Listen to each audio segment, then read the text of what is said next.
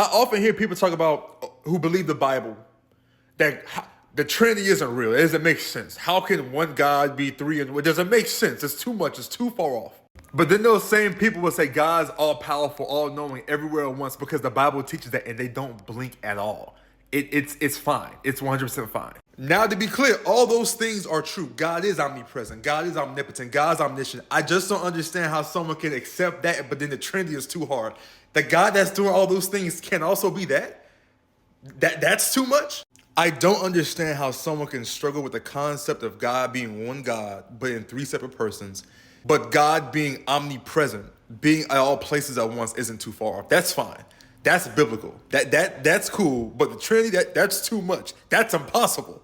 God being omniscient, knowing everything is not too far off. That's right. That's biblical. But the Trinity is too much. One God in three separate persons, that's too much. God being omnipotent, all powerful, almighty, they can accept that. That's fine. That's biblical. That makes sense.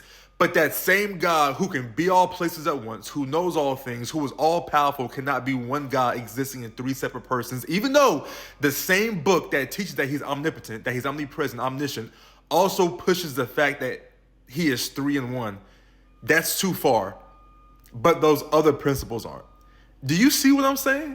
In closing, my point is this. At some point, we have to accept the fact that the potter is unfathomably more than anything the clay will ever be or understand.